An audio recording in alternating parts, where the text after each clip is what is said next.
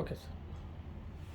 ఈరోజు మనం డిస్కస్ చేసే విషయం ఏంటంటే, యూజువల్గా ప్రొద్దునంతా పనిచేసి వచ్చి ఇంట్లో పడుకున్న తర్వాత రెస్ట్ పెయిన్స్ అంటే మిడ్ నైట్లో కానీ కాళ్ళు లాగడం, పాదాలు మంటలు పుట్టడం లాంటివి ప్రాబ్లమ్స్ మనం కామన్గా కంప్లైంట్స్ వింటూ ఉంటాం.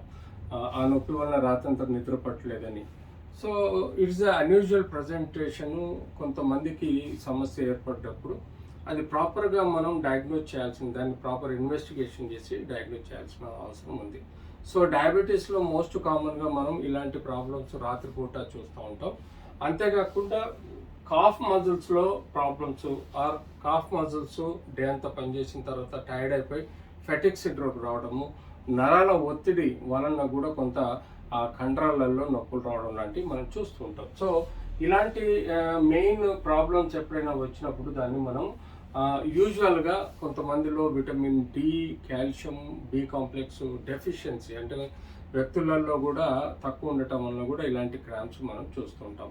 అంతేకాకుండా రోజంతా పనిచేసినప్పుడు కొన్ని మ్యాక్రో ఇంజురీస్ ఏవైతే ఉంటాయో దానివల్ల మనం స్ట్రెయిన్ అంటే కండరము లాగడం, అంటే అది ఎక్కువగా కాంట్రాక్ట్ అవ్వడము, దానివల్ల కండరంలో కానీ టెండన్లో కానీ ఇంజురీ కావడం, అంతేకాకుండా స్ప్రెయిన్ అంటే అందులో ఉండే కొన్ని ఫైబర్స్ కట్ అవ్వడం, ఇంజురీ అవ్వడం, ఇలాంటివన్నీ మనం స్ప్రెయిన్ లాంటివి మనం చూస్తుంటాం. ఇవి ఎక్కువగా మనం కాఫ్ మజిల్స్లో చూసి అది పాదం కింది వరకు రేడియేట్ అయ్యే అవకాశం ఎక్కువగా ఉంటుంది. సో యూజువల్గా ఇలాంటి సమస్య వచ్చినప్పుడు యూజువల్గా రాత్రంతా నిద్రలేక డిస్టర్బ్ అవుతారు. తద్వారా డే టైమ్ వచ్చే ప్రాబ్లమ్స్ కూడా పెరిగిపోతాయి. సో ఈ కాఫ్ మజిల్స్ మనం డే అంతా ఎక్కువగా ఒత్తిడి లోనవుతుంది. వర్క్ లోడ్ పెరగటం వల్ల వర్క్ ఒత్తిడి లోనైనప్పుడు కానీ చిన్న చిన్న ఇంజురీస్ వల్ల కూడా ఎక్కువగా సఫరింగ్ ఇందులో ఉంటుంది.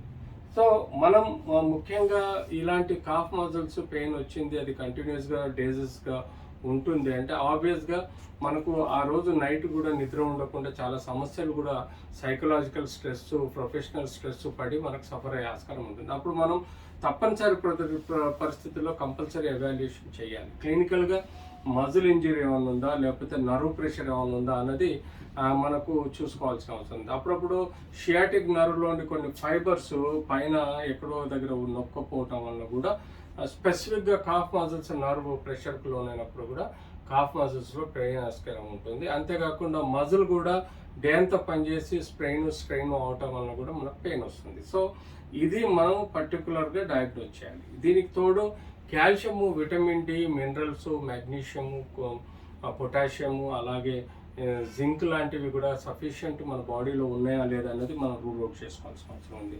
అంతేకాకుండా ఆ వ్యక్తి ఏమైనా స్ట్రెస్లో ఉన్నాడా, సైకలాజికల్ స్ట్రెస్లో ఉన్నాడా, సరిగా సైకలాజికల్ స్ట్రెస్ వల్ల నిద్రపోవట్లేదా అనేది కూడా మనం పరిగణలోకి తీసుకోవాలి. సో ఇవన్నీ మనం ప్రాపర్గా డయాగ్నోజ్ చేసుకున్న తర్వాత పర్టికులర్గా మనం వారికి వార్మప్ అంటే బెడ్ టైంలో మనకు ఆ ప్రాబ్లం వచ్చినప్పుడు దాన్ని ఏం చేయాలంటే తప్పనిసరి పరిస్థితుల్లో వామ్ వాటర్తో స్నానం చేయడం కానీ, వామ్ వాటర్తో ఫర్మెంటేషన్ చేయడం, లేదంటే కోల్డ్ వాటర్ కూడా ఫర్మెంటేషన్ చేయడం వల్ల కొంత మేరకు ఆ మజిల్లో ఆ ఫైబర్లో ప్రెషర్ తగ్గి నొప్పి తగ్గే ఆస్కారం ఉంటుంది. అంతేకాకుండా వారికి వీలైనంత వరకు ఎనీ బేసిక్ పెయిన్ కిల్లర్స్ మనం ఒక ఐబుప్రూఫెన్ కానీ, పారాసెటమాల్ కానీ, లేకపోతే మార్కెట్లో చాలా అవైలబుల్ అల్ట్రాసెట్ అని ఉంటుంది. ఇలాంటి ఎన్నో పెయిన్ కిల్లర్స్ మనం కిట్రాల్ ఉంటుంది, ఇలాంటి ఎన్నో పెయిన్ కిల్లర్స్ మనం ట్రయల్ ఆఫ్ మెడిసిన్స్ ఇవ్వచ్చు. నిద్ర డిస్టర్బ్ అవుతుంది కాబట్టి నిద్రకు సహకరించే విధంగా ఒక సెడేటివ్ ట్యాబ్లెట్ అల్జోలామ్ కానీ, లేదంటే మెలటోనిన్ ట్యాబ్లెట్స్ కానీ ఇలాంటివి ఇచ్చినప్పుడు కూడా వాళ్ళకు కొంత పెయిన్తో పాటు నిద్ర కూడా బాగా ఉంటే డే టైం మళ్ళీ నెక్స్ట్ డే వాళ్ళు హ్యాపీగా పనికి పోగలుగుతారు. సో అబ్సల్యూట్లీ నేను చెప్పే విధంగా ఏంటంటే మనం కారణం తెలుసుకోవాల్సింది మోస్ట్ ఇంపార్టెంట్ ఇందులో. అది నరం ఒత్తిడి అయితే నరం ఎక్కడ ఒత్తుకపోతుంది అన్నది ఎంఆర్ఐ ద్వారా తెలుసుకొని ఆ నరాన్ని యొక్క ప్రెషర్ని రిలీవ్ చేసే విధంగా ప్రయత్నం చేయాలి. మస్కులర్ ఇంజురీ అయ్యి మస్కులర్ టైర్డ్ అయిపోతే దానికి కారణం న్యూట్రిషనా, లేకపోతే మినరల్సా, లేకపోతే మనకు ఇంజురీయా, అది తెలుసుకొని దానికి సక్రమంగా బెడ్ రెస్ట్, స్ట్రెస్ అవాయిడ్ చేయాలి. ఫటిగ్ అయితే మనం స్ట్రెస్ అవాయిడ్ చేయాలి. అంటే మనం ఎక్కువగా దాని మీద పని చేయకుండా రెస్ట్ ఇచ్చి హీల్ అయ్యే విధంగా చూడాలి. స్ట్రెయిన్లో అప్పుడు మనకు హీలింగ్ అయిన తర్వాత పెయిన్ తగ్గే ఆస్కారం ఎక్కువగా ఉంటుంది. సఫిషియంట్ పెయిన్ కిల్లర్ కూడా ఇవ్వాలి. ఎనీ స్టెరాయిడ్స్ అవాయిడ్ చేయాలి, అలాంటివి చేయకూడదు.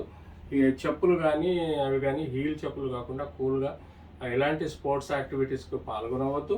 ప్రాపర్గా కేర్ తీసుకుంటూ మెడిసిన్స్, షుగర్ కానీ డయాబెటీస్ ఏమైనా ఉంటే కంట్రోల్ చేసుకుంటే ఈ సమస్యలకు మనకు సొల్యూషన్ దొరుకుతుంది.